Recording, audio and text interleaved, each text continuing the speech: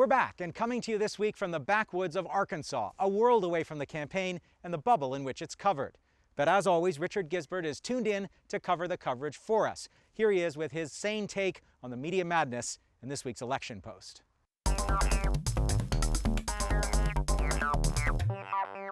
This week on the Election Post, we take a look at the latest political dust-up involving Barack Obama and comments he made about voters, God, and guns. The question, has the candidate been treated fairly? Or have the U.S. media turned a storm in a teacup into a political tempest? Just when you thought the presidential campaign might be getting boring, the debate over bitter. The bitter battle of words rages on between Barack Obama and Hillary Clinton. Both Hillary Clinton and John McCain are now trying to portray him as out of touch with blue-collar America. This was a story that broke on the internet.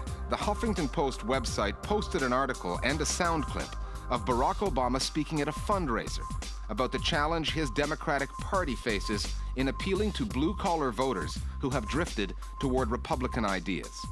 When you go into some of these small towns in Pennsylvania, the jobs have been gone now for 25 years and nothing's replaced them. So it's not surprising then that they get bitter and they cling to guns or religion or antipathy towards people who aren't like them or anti-immigrant sentiment. And a way to explain their frustrations. That went on the Huffington Post. And then Hillary Clinton's campaign seized on it and just ran with it. And she immediately started talking about this comment. Senator Obama's remarks are elitist and they're out of touch. And really hammering it. Pennsylvanians don't need a president who looks down on them. And really repeating it over and over again. I can see why people would be taken aback and offended. And then obviously the media has been covering it as well. Is Obama an elitist? Is he an elitist? A Yankee elitist. Obama said he stood by the sentiment, but admitted he could have been more selective with his language. My words may have been clumsy, which happens surprisingly often on a presidential campaign. It's not the first time that I've made a statement that was mangled up. However, the bad press kept coming.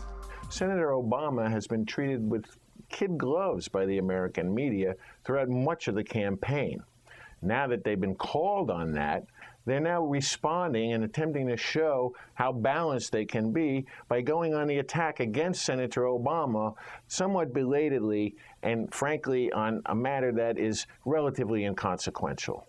Does he believe that people in small towns and depressed areas turn to guns or turn to religion out of frustration?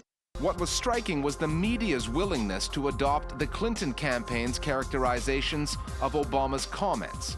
Clearly a mistake by Barack Obama. How big a mistake? Over and over. Senator Hillary Clinton says Obama is way off base. And over again. He's going to have to do some more explaining about this.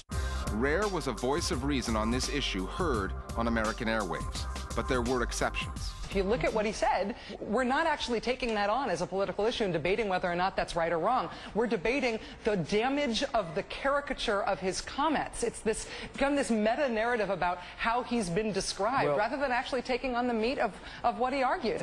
Is Barack Obama an elitist? Liberal elitists, an elitist. As is too often the case in U.S. political reporting these days, it took a satirical voice to drive home the larger point. Doesn't elite mean good? Not only do I want an elite president, I want someone who's embarrassingly superior to me. If you don't actually think you're better than us, then what the are you doing? Who was the winner in the battle over bitter? Was it Obama or Clinton? No, it turns out the winner of this debate wasn't even involved. Last week, of the three candidates who are still standing, the Republican John McCain got the least coverage. But, as the Project for Excellence in Journalism notes, he had the best media narrative, and he got the most positive coverage, albeit getting less. While the Democrats, it says, were entangled in damaging storylines. And we're back here next week on the Election Post with more on the media and the U.S. vote. We're back in Arkansas, where we've been looking at the rise of hate groups and hate crime in America. And before we go this week, we'd like to bring you the story of a man who spent much of his life immersed in hate. At the age of 15, T.J. Layden started a skinhead group in California, and he went on to become one of the leading organizers in the white supremacist movement there. After about a decade and a half of that life, T.J. had a profound change of heart. And since that time, he's lectured to more than 650,000 students around the USA about tolerance and fighting back against hate. We'd like to give the last word in this week's show to T.J. Until next time, so long.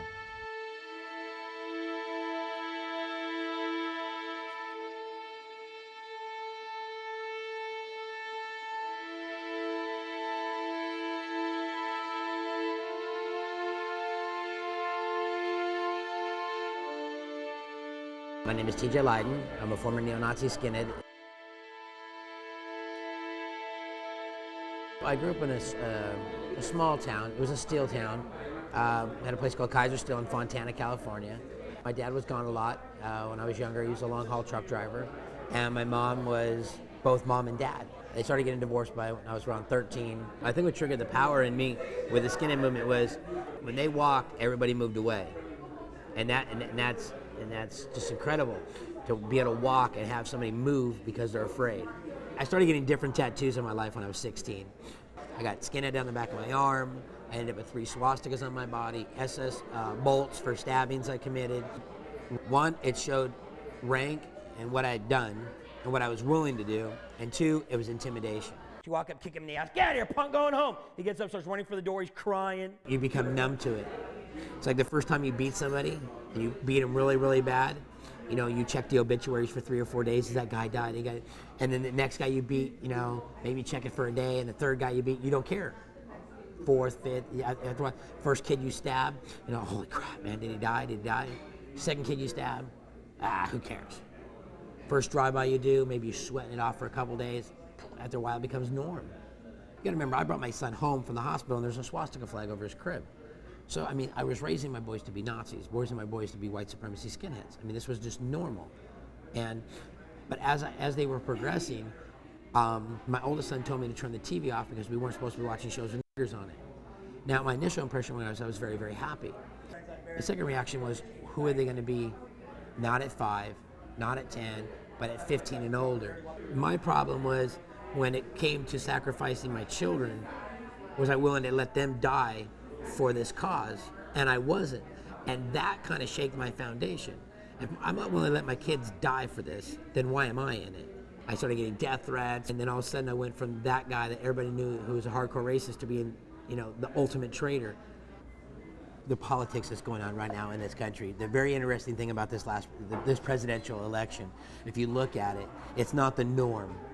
Okay, we have a woman running for president of the United States. We had a Mormon running for president of the United States. We have a black man running for president of the United States. That's never happened before in the history of America. And I think that shows our diversity. But at the same time, I think we're seeing race being put into certain issues in the campaign.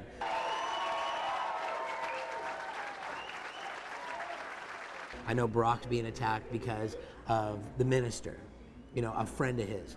Now, I've said before that if you have a friend that's racist, don't push them away. Try to educate them to pull them out of it. And a lot of people are coming down on him because of what this guy says. Well, have you heard it come out of Barack's mouth? If you haven't heard it come out of his mouth, then why are you attacking him because of a friend? I think sometimes the media and how it portrays race in this country does it too sensational. I mean, it's very important to focus on it and what's going on when there's horrible incidents. I mean, if you're going to show it, and you have to, because it's out there, the horrors of this stuff. But at the same time, you know, what else is going on? Maybe you should come back with another segment saying, you know, and this is what people are trying to do to combat that. You know, there's so much good going on as far as race relations in this country. You got to kind of show that it's not just doom and gloom.